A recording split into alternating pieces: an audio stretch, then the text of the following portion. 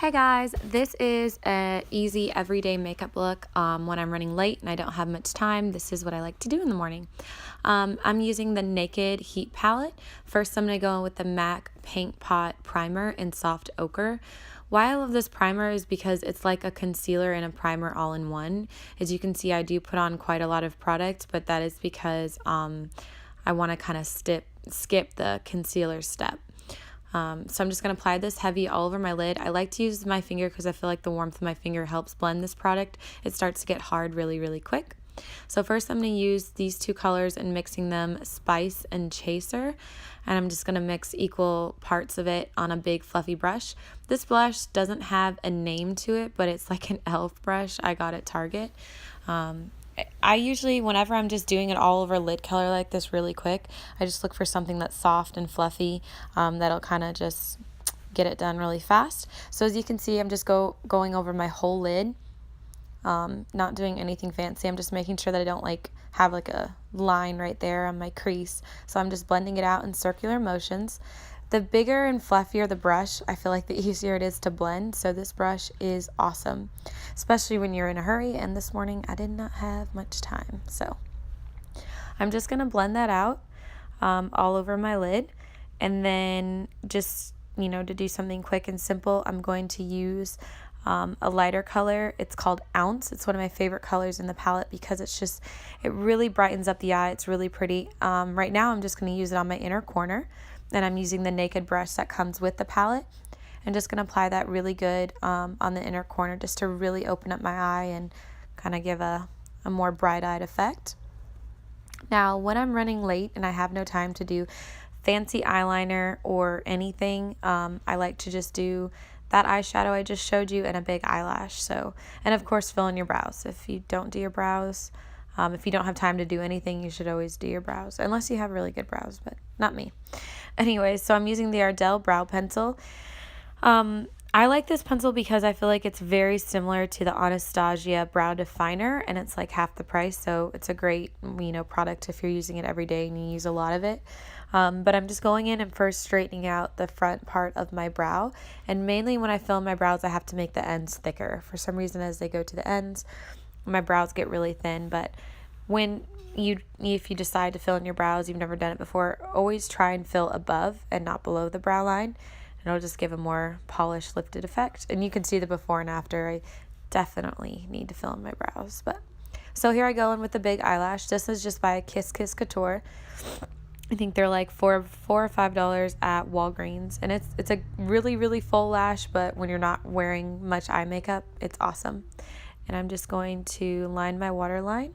This is, unfortunately, I rubbed the name off. It's just like a black crayon I found at CVS. It's waterproof. So I'm mixing the Dior Forever and the MAC Pro Longwear Concealer in NC20. Reason why I'm doing that is because I usually do a self-tan, but I haven't done one in a while, so I'm very fair. And instead of going out and grabbing a different foundation, I'm just going to mix concealer in with it. That'll also give this Dior foundation more coverage. So I just mix equal parts and stir it around on the palm of my hand. And as you can see, I do apply quite a bit of products because if I'm going to take the time to put any makeup on, I usually like it a little bit heavy. So obviously you don't have to apply so much product, but I like the way this color turned out. And I'm using the Pink Pewter Buff blending brush. I forget which number this is. I want to say it's number 10. Not sure, but it's their only one that's like a buff foundation brush. And of course, when you mix any concealer in with your foundation, you have to do a little bit more blending work because it's like a little bit thicker consistency. So I am going to make sure this is really well blended. Again, I like the color match. I feel like I matched my skin color just right. But however, you always want to blend down the neck because the color starts to oxidize as the day goes on, and you will, no matter what, end up having a line. So I think it's always good to, even if the color looks just right, just blend down the neck and down the sides a little bit. It always looks more polished. But for the most part, the color came out good. I love the Dior Forever foundation by itself, but I also love it with a little bit of concealer because it just makes it a little bit more thick and more full coverage. So I'm blending down my neck. I'm going to go in next with the NARS Creamy Concealer. I like this concealer because, as you can see, even now blending in my foundation, my eyes are very hollow and my dark under eye circles are very dark. So they're still dark even though I just went over them with a light layer of foundation. So I'm just using a MAC stippled brush and going in with that concealer. This is a heavier concealer. Again, you know, I like my makeup heavier, but you know, they're thinner concealers. Like, you could use just a MAC Pro Longwear concealer by itself and it works great. I like this one because I feel like it makes my under eyes look less hollow and just more bright.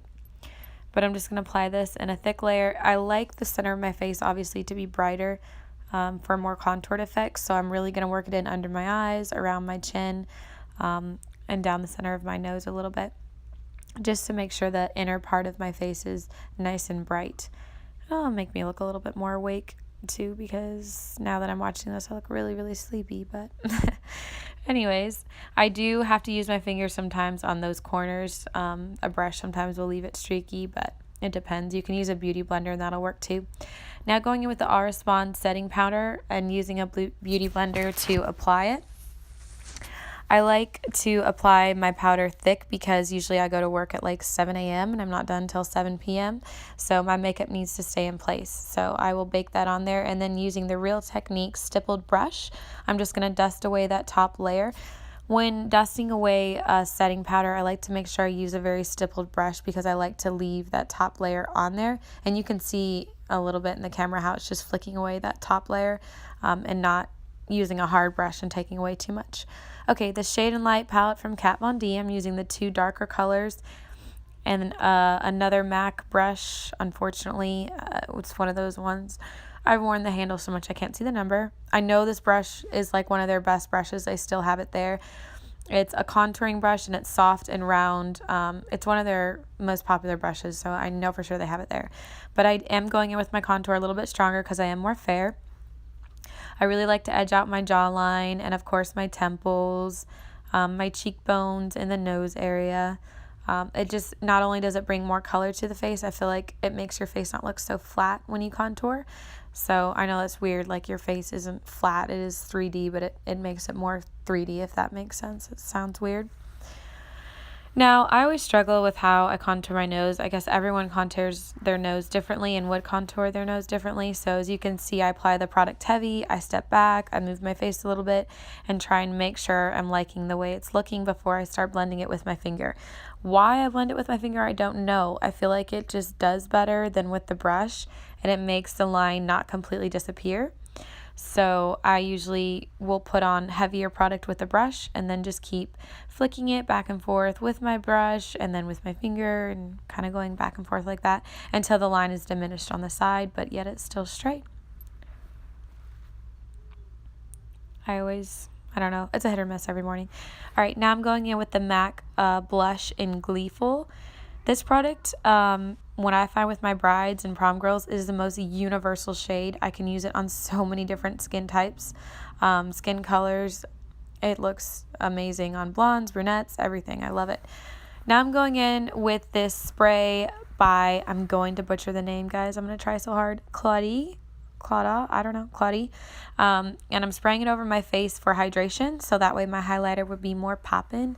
I get a little highlighter crazy, so I like to make my face dewy beforehand so my highlighter pops. And this is the Kylie highlighter from her Peach palette, I think, but it's like a pink highlighter.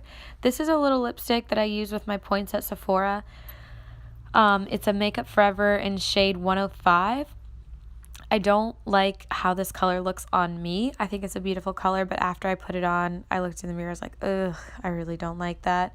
But it's one of those stains, and it's really, really hard to get off, so I just went with it. It's not a good color for me, but it is a very pretty color, so I ended up just keeping it on, honestly, out of pure laziness, and I was in a hurry, so I didn't take it off. But it's not a bad color. Now I'm going in with the Cover Fix setting spray. I like my makeup to look more dewy, so I will put the Claudie spray, I'll put this spray.